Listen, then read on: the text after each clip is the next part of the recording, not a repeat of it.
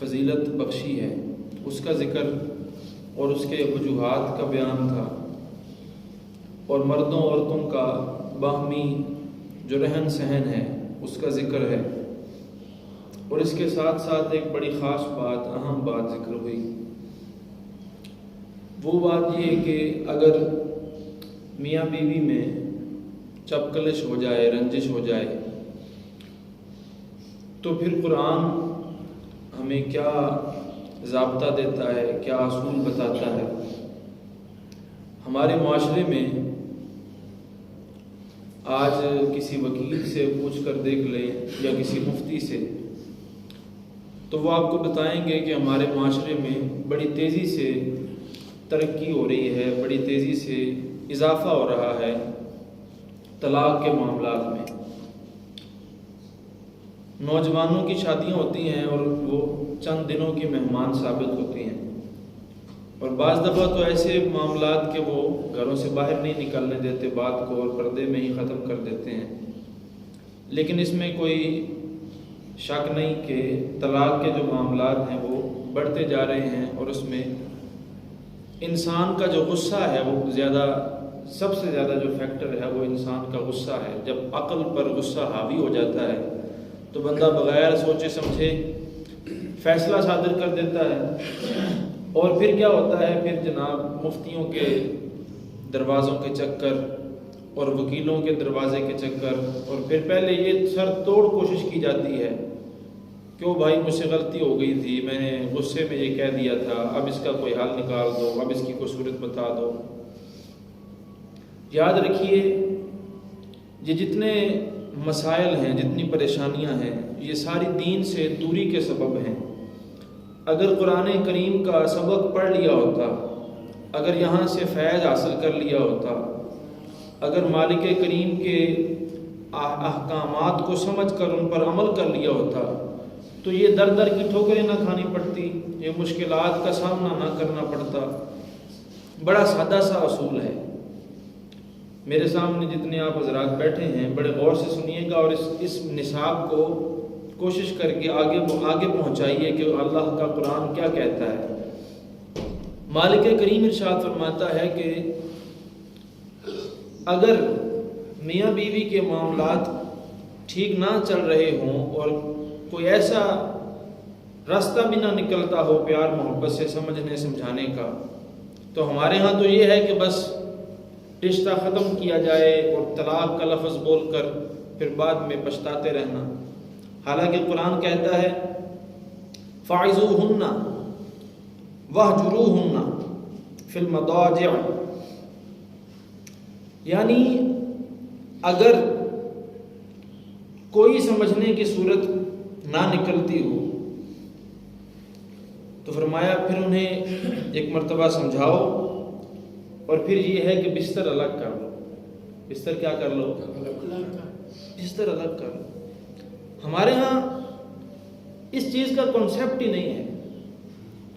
یعنی میں اگر آپ کو عام فہم بولی میں یہ بات سمجھانے کی کوشش کروں، اگرچہ یہ مشکل مضمون ہے لیکن آپ اس مثال سے سمجھ جائیں گے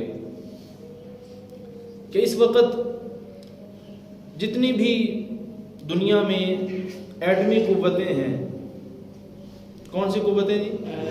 ایٹمی قوتیں جتنی بھی ہیں،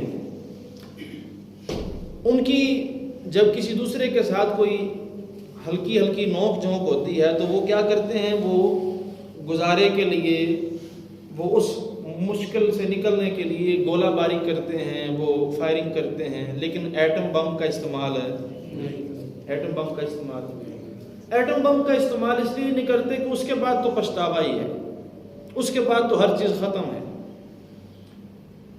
حالانکہ ان کے پاس وہ ہتھیار موجود ہوتا ہے لیکن اس کا استعمال نہیں کرتے، وہ آخری آپشن کے طور پر رکھا ہوتا ہے۔ تو جب ہمارے ہاں نوجوانوں کی شادیاں ہوتی ہیں تو والدین کو، گھر کے بزرگوں کو، بڑوں کو، خاندان کے لوگوں کو چاہیے کہ وہ اپنے بچیوں کو سمجھائیں کہ طلاق ایٹم بم ہے۔ طلاق کیا ہے؟ Atom bomb. اس کا آخری استعمال ہے جب کوئی چارہ نہ رہے، آخری سانس ہو، تب۔ اس سے پہلے بھی کچھ استعمال کرنے والی چیزیں ہیں، اس سے پہلے بھی تمہارے پاس راستے ہیں۔ خاوند گھر گیا، اس نے گھر جا کر بڑی محنت کی، بڑی کوشش کی، بڑی سمجھانے کی، بڑا چارہ کیا کہ یہ بیوی میری راہ راست پر آ جائے، سمجھ جائے جو میں اسے سمجھانا چاہتا ہوں۔ اب اگر وہ نہیں سمجھتی تو قرآن کہتا ہے تمہارے پاس اس سے پہلے جو آپشن ہے ان میں ایک آپشن یہ ہے کہ تم آج گھر جا کر اسے کہو کہ میں تم سے کھانا نہیں کھاؤں گا، میں گھر ہی نہیں آؤں گا۔ کوئی راستے تو استعمال کرو، لیکن ہمارے ہاں نوجوان طلاق دے کر اور پھر پچھتاتے رہتے ہیں کہ یہ کیا ہو گیا، یہ کیا ہو گیا، یہ تو نہیں ہونا چاہیے تھا۔ تو اللہ کا قرآن کہتا ہے وَاهْجُرُوهُنَّ فِي الْمَضَاجِعِ، انہیں ان کے بستروں میں چھوڑ دو، یعنی الگ ہو جاؤ ان سے کچھ دیر کے لیے۔ مالک کریم کی طرف سے ہو سکتا ہے کہ اس میں برکت ہو اور اسی طرح حکم پر عمل کرنے سے معاملہ ٹھیک ہو جائے۔ بات آپ کو سمجھ آ رہی ہے؟ یہ باتیں آپ کو بڑی ضروری باتیں ہیں اور میں چاہتا ہوں کہ آپ ان کو یاد رکھیں اور آگے پہنچائیں۔ اچھا، اس سے اگلی جو آیت مبارکہ ہے، اس آیت مبارکہ میں بھی اسی کے ساتھ ملتا جلتا مضمون ہے۔ بسم اللہ الرحمن الرحیم وَإِنْ خِفْتُمْ شِقَاقَ بَيْنِهِمَا فَابْعَثُوا حَكَمًا مِّنْ أَهْلِهِ وَحَكَمًا مِّنْ أَهْلِهَا إِنْ يُرِيدَا إِصْلَاحًا يُوَفِّقِ اللَّهُ بَيْنَهُمَا إِنَّ اللَّهَ كَانَ عَلِيمًا خَبِيرًا۔ ترجمے سے یہ آپ کو بات سمجھ آ جائے گی۔ فرمایا اور اگر تم کو میاں بیوی کے جھگڑے کا خوف ہو تو ایک منصف مرد کے گھر والوں کی طرف سے بھیجو اور ایک منصف عورت کے گھر والوں کی طرف سے بھیجو۔ یہ دونوں اگر صلح کرانا چاہیں گے تو اللہ ان کے درمیان اتفاق پیدا کر دے گا، بے شک اللہ خوب جاننے والا خبردار ہے۔ یہ دیکھیے نا، یہ کسی پنچایت کا فیصلہ، وہ جو آج ہم فیصلے مانتے ہیں، وہ اس فیصلے کو ماننے سے بہتر نہیں کہ 1400 سال پہلے جو نازل ہوا مالک کا حکم، قرآنی فیصلہ، اس کو مانیں سمجھیں وہ کیا کہتا ہے فیصلہ۔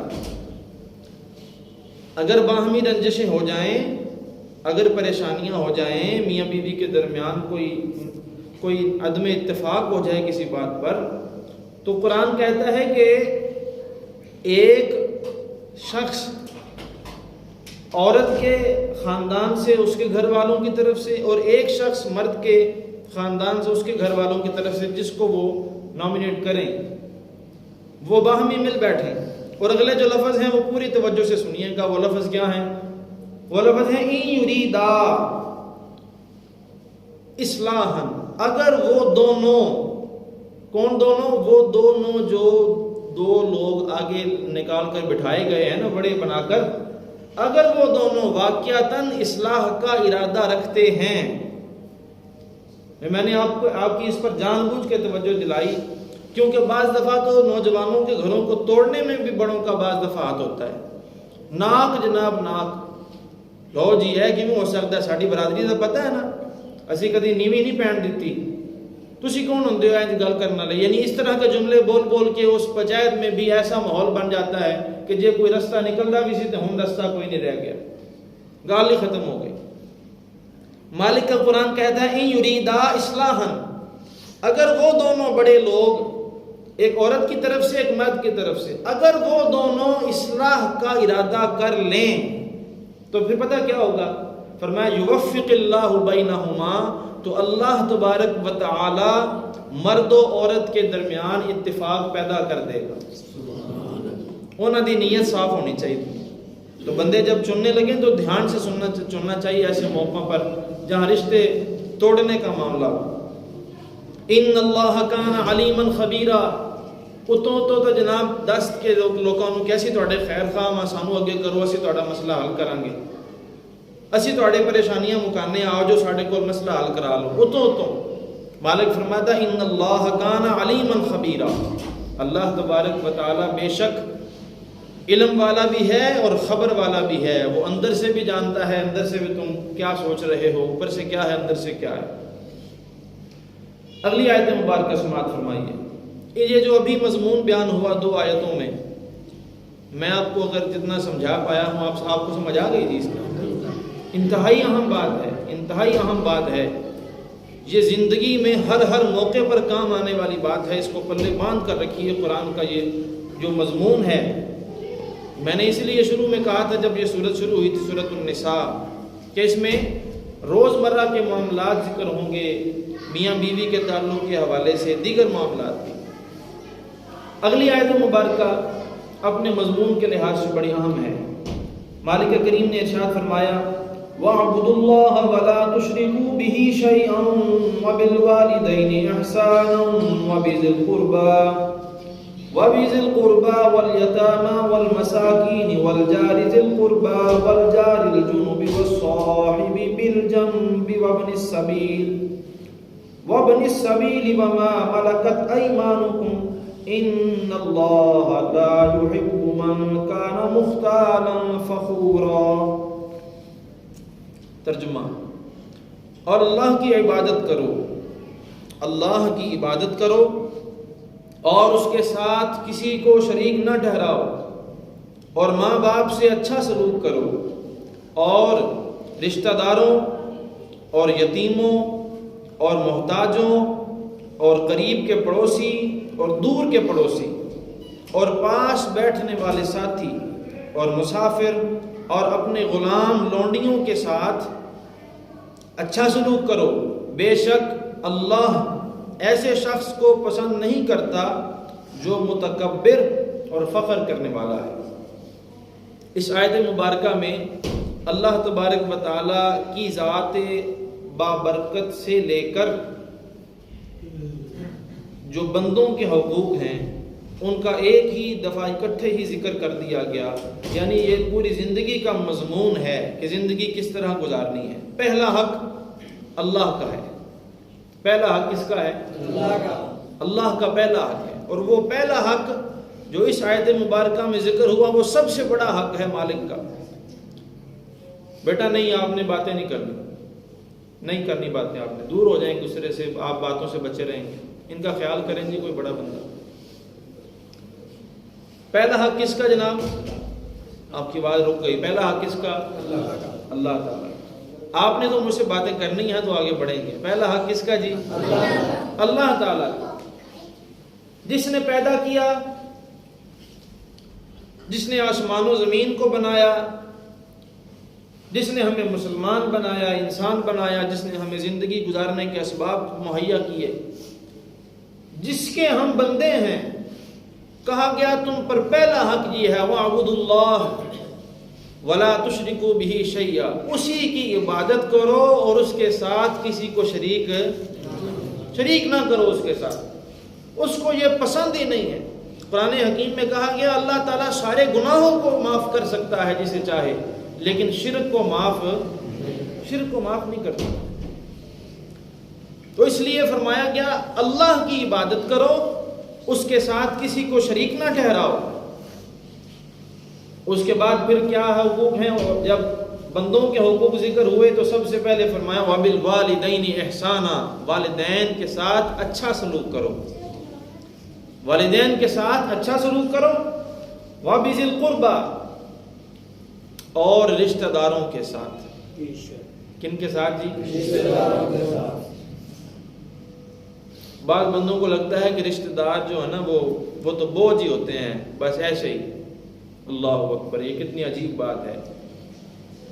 آج کل تو جب سوشل میڈیا نے بہت زیادہ اخیر مچائی ہوئی ہے، موبائلوں پر لوگ طرح طرح کے لطیفے بناتے ہیں رشتہ داروں کے حوالے۔ بس رشتہ دار سادہ لکھا ہوتا ہے کہ رشتہ داراں نوں سڑانے پہ یا رشتہ داراں نوں اگ لگ جاندی ہے تے فلاں ہو جاتا ہے۔ کن چکروں میں ہیں بھائی؟ قرآن پڑھیے نا، قرآن پاک میں تو والدین کے ساتھ رشتہ داروں کا ذکر کیا کہ والدین نال بھی چنگا سلوک کرو تے رشتہ داراں نال بھی کی کرو۔ یہ قرآن ہے، قرآن جو حکمت بھری کتاب ہے، جو ہدایت بھری کتاب ہے، وہ مالک فرما رہا ہے رشتہ داروں سے اچھا سلوک کرو۔ اور آج کا نوجوان کہتا ہے رشتہ داراں نوں جناب سڑان واسطے اسی گڈی لے لئی، رشتہ داراں نوں جناب کولو لنگی دے تے مچھاں نوں وڈ دے کے لنگی دے۔ کن چکروں میں ہے؟ یہ بہت بڑی نعمت ہے مالک کی، بہت بڑی نعمت ہے رشتہ دار جو ہیں۔ بلکہ حدیث پاک میں فرمایا گیا، اور اس حدیث شریف کو سن کر امید ہے کہ آپ کی ہلکی ہلکی جو سستی ہے اسی میں بیٹھ کر آ گئی وہ بھی دور ہو جائے گی کئی لوگوں کی۔ حدیث پاک میں فرمایا گیا اگر بندہ چاہے کہ اس کی عمر میں اضافہ ہو جائے اور اس کے مال میں برکت ہو جائے تو وہ رشتہ داروں کے ساتھ اچھا سلوک کیا کرے. سبحان اللہ. آواز تو بول رہے آپ. سبحان اللہ. دو چیزیں ذکر ہوئی ہیں, دو چیزیں, مال میں اضافہ اور عمر میں برکت. عمر میں کیا برکت, مال بھی بڑھ جائے گا, عمر بھی بڑھ جائے گی. علماء فرماتے ہیں یہ جو کہا گیا کہ عمر بڑھ جائے گی, اس کا کیا مطلب ہے؟ حالانکہ ہم نے تو یہ سنا کہ جب 40 دن پیٹ میں ہوتا ہے بچہ, 40 دن کا ہوتا ہے, تو وہ فرشتہ آتا ہے, اس کی اندر روح پھونکتا ہے, تو وہ لکھ دیتا ہے کہ اس نے کتنا عرصہ جینا ہے, کب تک اس نے فوت ہونا ہے. اس کی ٹائم تو مقرر ہے, پہلے سے طے ہے. تو یہ جو کہا گیا کہ رشتہ داروں سے جو اچھا سلوک کرے اس کی عمر بڑھ جاتی ہے, تو علماء فرماتے ہیں مطلب اس کا یہ ہے کہ عمر پھر اتنی ہی رہتی ہے لیکن زندگی میں رونق آ جاتی ہے. سبحان اللہ. زندگی گزارنے کا مزہ اور لطف دوبالا ہو جاتا ہے. اتنی سونی زندگی ہو جاتی ہے جو بندہ رشتہ داروں سے اچھا سلوک کرے.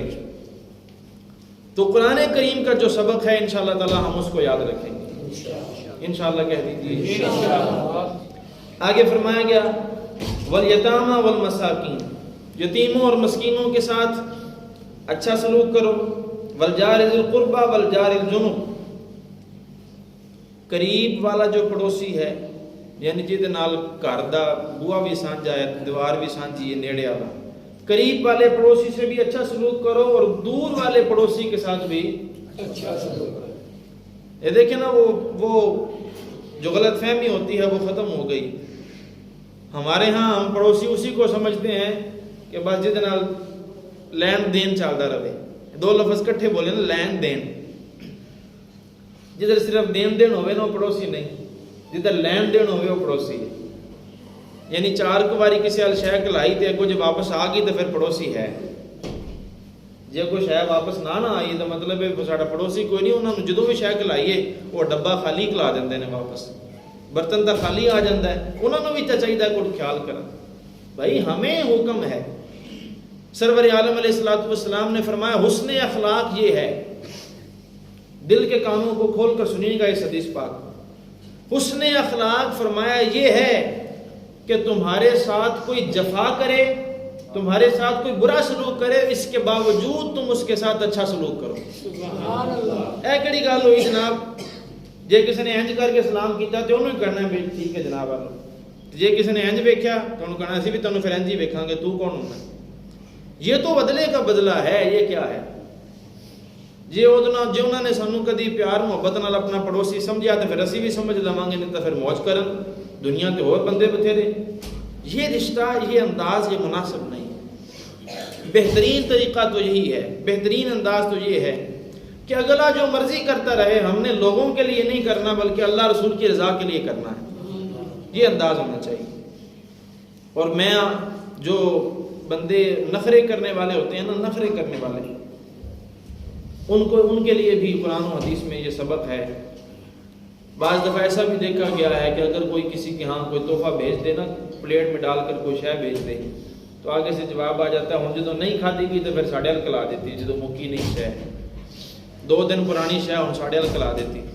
حدیث پاک میں فرمایا گیا اگر تمہاری طرف کوئی بکری کا کھر بھیجے پلیٹ میں رکھ کر تو فرمایا وہ بھی واپس نہ کرو, رکھ لو, قبول کر لو. جے اگر کوئی بکری کا کھر وہ بھی تھوڑے کو کلاوے نا تو محبت نہ قبول کر لو. یہ ہمیں سمجھانے کے لیے ہے کہ بھائی اس کو محبت پیار سے سنبھالو, رکھو. تمہاری طرف کوشش آئی ہے تو گھروں میں جو ایک دوسرے سے لین دین ہوتا ہے اس میں بھی محبت اور پیار رہنا چاہیے. اللہ رسول کی رضا سامنے ہونی چاہیے. اپنا دنیا کی تجارت اس میں شامل نہیں کرنی چاہیے. اللہ تعالی ہم سب کو عمل کی توفیق عطا فرمائے. اچھا جی, جو اس سے اگلا جملہ ہے اس میں آپ کو اسلام کا حسن نظر آئے گا, ہمارے دین کا حسن دیکھیے کتنا ہے. کوئی دنیا میں ایسا مذہب, ایسا کوئی گروہ لے کر آئیں جو اس قدر تاکید کرتا ہو حسن اخلاق کی, اس قدر اچھے سلوک کی جو تاکید کرتا ہو. توجہ ہے آپ کی؟ اور اس لفظ کو سنیے گا. اللہ تبارک و تعالیٰ کی ذات سے شروع ہوا معاملہ اس آیت میں. اللہ تبارک و تعالیٰ کی عبادت کرو, کسی کے ساتھ کسی کو شریک نہ کرو اس کے ساتھ. والدین کے ساتھ اچھا سلوک کرو، پھر کہا کہ رشتہ داروں کے ساتھ اچھا سلوک کرو، پھر جناب پڑوسیوں کے ساتھ، قریبی اور دور والے پڑوسی، یتیموں اور مسکینوں کے ساتھ اچھا کر چلتے چلتے چلتے مالک کریم نے فرمایا وَالصَّاحِبِ بِالْجَنْبِ، تمہارے پاس جو چند گھڑیوں کے لیے بیٹھا ہے اس کے ساتھ بھی اچھا سلوک کرو۔ سبحان اللہ۔ آپ اندازہ لگا سکتے ہیں کہ اسلام کس قدر امن کا درس دیتا ہے کہ تسی جان پچھان والے نہیں بھی ہو، نہ رشتہ دار ہو، نہ قوم ہے، نہ برادری سانجھی ہے، نہ علاقہ سانجھا ہے، ایتھو جناب تسی رشتہ دار بائی پاس تو بیٹھے ہو بس وچ، کوئی بندہ کسی ہور علاقے تے بیٹھا ہے، تسی ہور علاقے دے ہو، دی منزل بھی ہور، تہاڈی منزل بھی ہور، قوم، برادری، ذات سب کچھ ہور، لیکن مالک فرماتا ہے 10 منٹ واسطے تسی اکٹھے بیٹھ گئے ہو نا، ہن تانوں دوواں نوں چاہیے ہے کہ پھر نہ چنگا سلوک کرو۔ سبحان اللہ۔ یہ ہمارا دین ہے، یہ ہمارا اسلام ہے۔ آج جو غیر مسلم ہیں وہ ہمیں بتاتے پھرتے ہیں کہ دیکھو جی امن اس کو کہتے ہیں، دیکھو جی محبت اور بھائی چارہ اور اخوت اس کو کہتے ہیں۔ یہ محبت ہے، یہ بھائی چارہ اور اخوت ہے جو قرآن کریم بیان فرماتا ہے وَالصَّاحِبِ بِالْجَنْبِ، تواڈے نال جڑا بندہ بیٹھا ہے نا تھوڑی دیر واسطے، اس ویلے اگر آپ مسجد میں بیٹھے ہیں، مسجد میں یا کسی محفل میں بیٹھے ہیں، بازار میں چل پھر رہے ہیں، تو مالک کریم کے اس فرمان کا مطلب یہ ہے کہ اگر کسی بندے سے غلطی سے کونی لگ جائے، دھکا لگ جائے، پاؤں پہ پاؤں آ جائے تو کوئی نہیں، معاف کر دو، وہ تمہارے ساتھ جو چلنے پھرنے والا یا تمہارے ساتھ بیٹھنے والا ہے اس کے ساتھ بھی اچھا سلوک کرو، اور تم خود چلتے پھرتے بیٹھتے وقت یہ دھیان کرو کہ تمہاری وجہ سے کسی کو تکلیف ہے، کوئی تکلیف کسی کو نہ ہو۔ یہ قرآن کا حکم ہے۔ وابن السبیل، اور مسافروں کے ساتھ بھی اچھا سلوک کرو۔ وما ملکت ایمانکم، اور جو غلام لونڈیاں جس دور میں ہوا کرتی تھی ان کے ساتھ بھی فرمایا کہ اچھا سلوک کرو۔ ان اللہ لا يحب من کان مختالا فخورا، بے شک اللہ تبارک و تعالی ایسے شخص کو پسند نہیں کرتا جو متکبر اور فخر کرنے والا ہے۔ الذين يبخلون ويأمرون الناس بالبخل ويكتمون ما آتاهم الله من فضله وأعتدنا للكافرين عذابا مهينا۔ ترجمہ، وہ لوگ جو بخل کرتے ہیں اور دیگر لوگوں کو بخل کا کہتے ہیں، اور اللہ نے جو انہیں اپنے فضل سے دیا ہے اسے چھپاتے ہیں، ان کے لیے شدید وعید ہے، اور کافروں کے لیے ہم نے ذلت کا عذاب تیار کر رکھا ہے۔ لو جی بخل کہتے ہیں ہاتھ دبا کے رکھنا، نہ اللہ رسول کے راستے پر کبھی خرچ کرنا، اور نہ عام طور پہ عرف اور عادت کے اعتبار سے جہاں خرچ کرنے کا حکم ہوتا ہے وہاں خرچ کرنا، بلکہ پیسے کو دبا دبا کے رکھنا، اس کے اوپر سانپ بن کے بیٹھے رہنا۔ اس بارے فرمایا گیا وہ لوگ جو بخل کرتے ہیں، کنجوسی کرتے ہیں، اور لوگوں کو بھی اس کا مشورہ دیتے ہیں، جناب ویکھو میں پیسے جوڑ جوڑ کے ویکھو کنے بنا لے، تسی بھی انجی کریا کرو، تسی بھی نہ لایا جی، لوگوں کو بھی یہ سمجھاتے ہیں۔ فرمایا وَيَكْتُمُونَ مَا آتَاهُمُ اللَّهُ مِنْ فَضْلِهِ، اور جو ان کو اللہ نے اپنے فضل سے عطا فرمایا ہے اس کا چرچا نہیں کرتے بلکہ اس کو چھپاتے پھرتے ہیں۔ وَأَعْتَدْنَا لِلْكَافِرِينَ عَذَابًا مُهِينًا، اور کافروں کے لیے ہم نے ذلت کا عذاب تیار کر رکھا ہے۔ بڑے سارے ایسے بندے آپ کو مل جائیں گے، اور ہو سکتا ہے کہیں نہ کہیں ہمارے اندر بھی یہ خصلت ہو کہ یوں میلوں ٹھیلوں پر اور شادی بیاہ کے موقع پر جناب تجوریوں کے ایسے منہ کھل جاتے ہیں کہ پھر دنیا نو وکھانا تو ایسا ہے ایک باری پتہ تھا چلے بھی شادی ہوئی سی، ایسے جناب اندھا دھند خرچے ہوں گے، نویاں نویاں کاپیاں بھی نکل کے پتہ نہیں کتوں یکدم آ جان گیا۔ اور مسجد کے لیے، اللہ رب العزت کے دین کے لیے، اور غریبوں اور فقیروں میں تقسیم کرنے کے لیے زکوٰۃ کے حوالے سے اگر بات کر لی جائے تو بندہ سارے تو بڑا فقیر ہی ہوئے، سارے تو بڑا غریب ہی جناب پھر ہوئے، اس تو بڑا پھر دنیا تے غریب ہی کوئی نہیں۔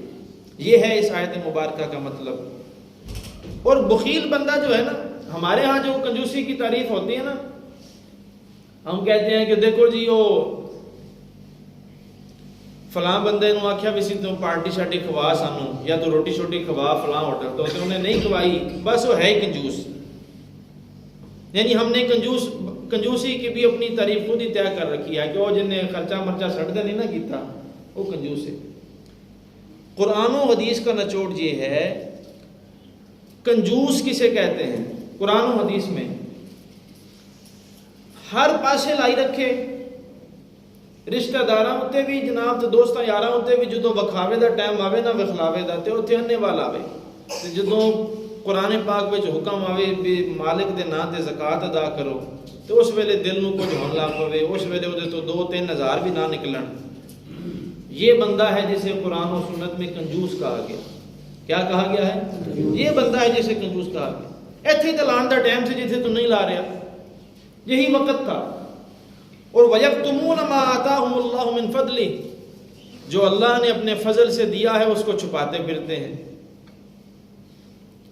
بھائی سناؤ کی بنیا، کیسا رہا کاروبار؟ او بس کوئی نہیں یار، بات دال روٹی چل جاتی ہے. بڑی دال روٹی چلتی ہے بھائی. یہ کیوں نہیں کہتے کہ اللہ کا فضل ہے؟ یہ کیوں نہیں کہتے کہ اللہ کا کرم ہے؟ یہ کیوں نہیں کہتے کہ میری توقع سے اور میرے جو اعمال ہیں، میرے اعمال کے مطابق تو مجھے ابھی تک ہلاک ہو جانا چاہیے تھا. یہ کہنا چاہیے آگے سے کہ میرے اعمال جیسے ہیں، جو میرے کرتوت ہیں، اس حساب سے تو مجھے اب تک ہلاک ہو جانا چاہیے تھا، لیکن مالک کا کرم ہے کہ اس نے بے پناہ نعمتوں سے نواز رکھا ہے. یہ جواب ہونا چاہیے. اور سب سے بہتر جواب تو ہے الحمدللہ. کیا جواب ہے جی؟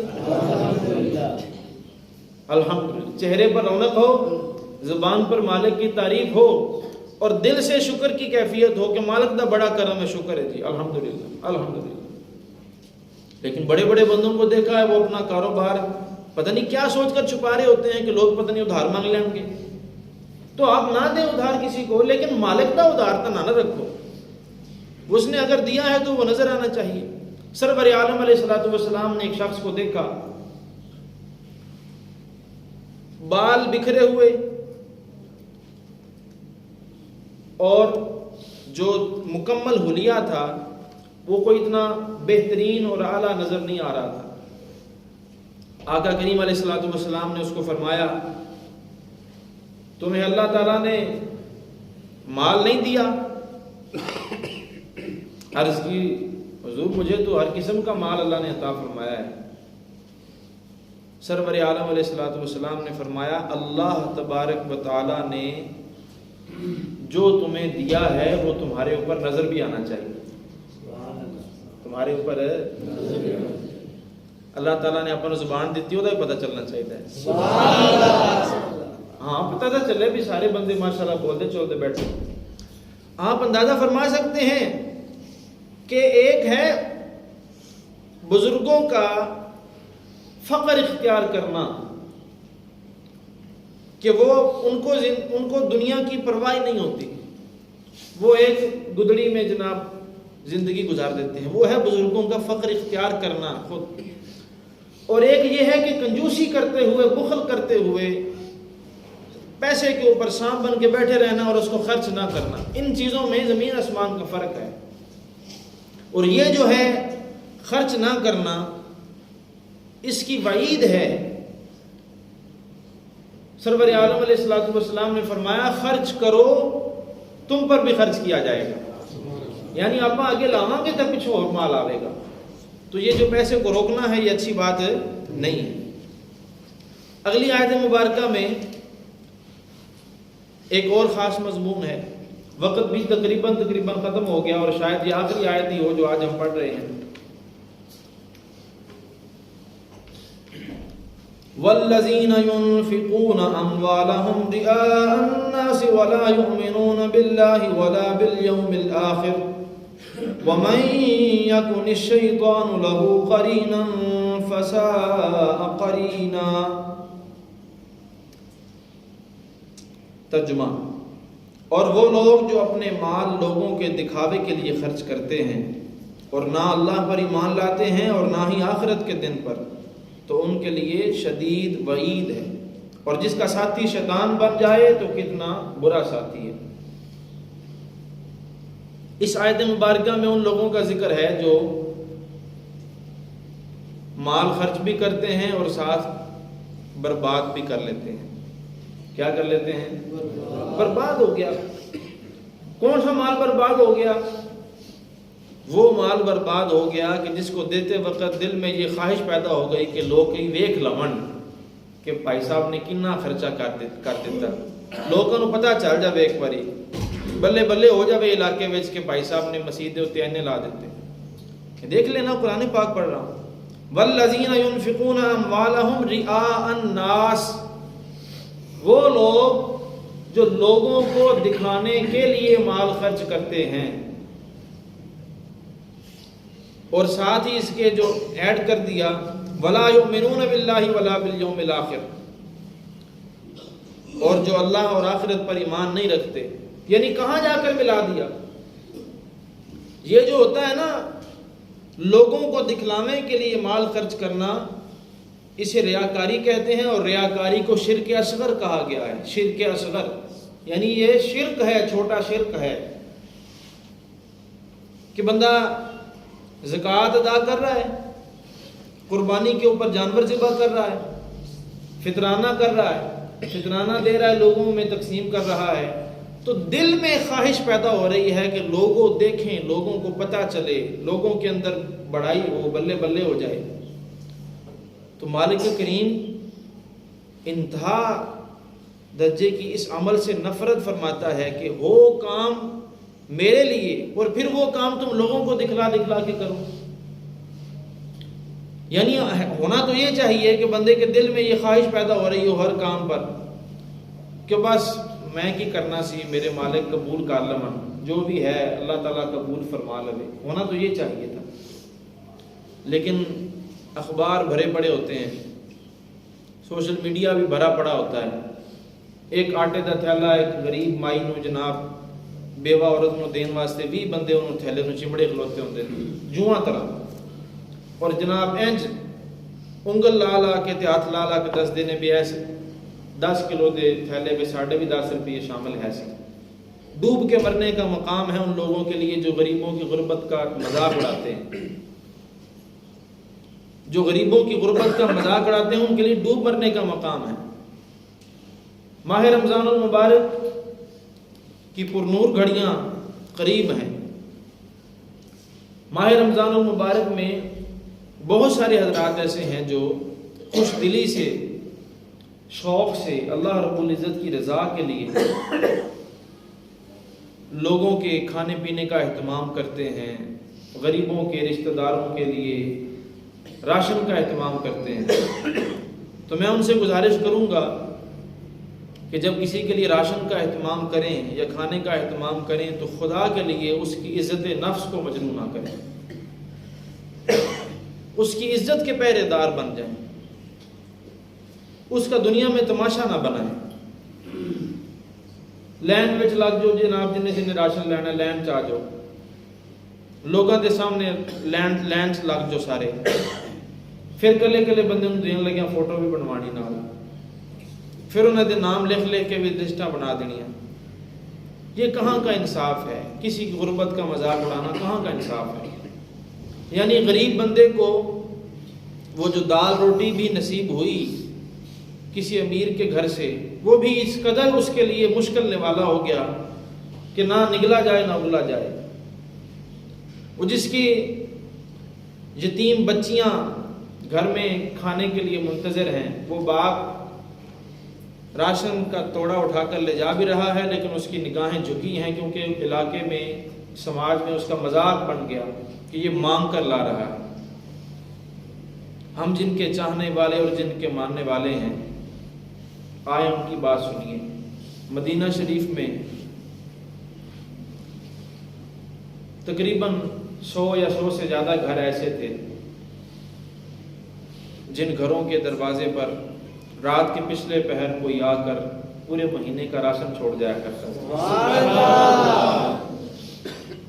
ان 100 گھروں میں سے بھی زیادہ جو گھر تھے، 100 سے بھی زیادہ، ان میں سے کسی کو پتہ نہیں چلتا تھا کہ یہ راشن کون چھوڑ گیا ہے، لیکن ان کو پتہ تھا کہ کوئی آئے گا اور راشن چھوڑ کے چلا جائے گا.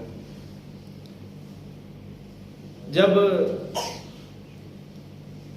راشن آنا بند ہو گیا کچھ عرصے کے بعد، اب پتہ چلا کہ وہ ہستی کون تھی جو راشن کسی کو ساتھ غلام کو بھی نہیں لگاتے تھے، کسی غلام کو کسی خادم کو بھی ساتھ نہیں لگاتے تھے کہ یہی کہیں راز نہ کھول دے، اپنے کندھے پر اٹھا کر۔ سبحان اللہ۔ جب راشن آنا بند ہوا تو تب پتہ چلا کہ یہ ہستی کون ہے؟ حضرت امام علی مقام امام حسین کے شہزادے امام زین العابدین ہیں، سبحان اللہ، جو مدینہ شریف میں غریب گھروں کے دروازے پر راشن چھوڑ جاتے ہیں، نہ ان کو پتہ چلنے دیتے ہیں کہ راشن میں تمہیں دیتا ہے۔ معذرت کے ساتھ آج ایک 10-20 روپے کا کسی کا کام کرتے وقت بھی بندے کو یہ دل میں ہوتا ہے کہ کل نو ووٹاں دے ویلے تک کم از کم میں نے پوچھ کے ووٹ پاوے نہ کہ میں نے راشن جو دیتا ہے۔ یہ سارے عمل جتنے بھی ہیں یہ اللہ تبارک و تعالیٰ کی رضا کے لیے ہونے چاہیے۔ بندوں کو بیچ میں سے مائنس کر دیں، بندوں کو سائڈ پہ کر دیں، بیچ میں سے نکال کے ختم کر دیں۔ جس زندگی کو میں اور آپ گزار رہے ہیں، اس زندگی کو بہت سے لوگ ترس رہے ہیں، اس زندگی کے گزارنے کے لوگ خواب دیکھ رہے ہیں، جھگیوں میں بسنے والے اور کرائے کے مکانوں پر 1-2 مرلے کے 1.5 مرلے کے مکان پر رہنے والے، 1 فلیٹ میں رہنے والے، وہ خواب دیکھ رہے ہیں کہ ہمیں بھی یہ زندگی نصیب ہو جو ہم جی رہے ہیں، اور ہمیں لگتا ہے کوئی بات ہی کوئی نہیں، پھر کیا ہے، یہ کچھ ہے جو ہمارے پاس ہے۔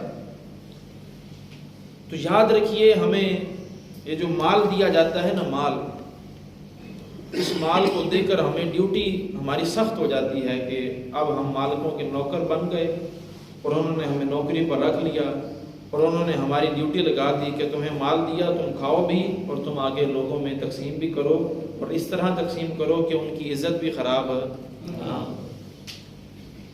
اور میں اور آپ اچھی طرح جانتے ہیں، آپ تو ماشاءاللہ یہاں صدھار میں تو بہت سارے حضرات وہ بھی ہیں جو فیکٹریوں والا کام کرتے ہیں، تو آپ اچھی طرح جانتے ہیں، اس بات کو بڑی اچھی طرح سمجھیں گے، اگر مزدور اور نوکر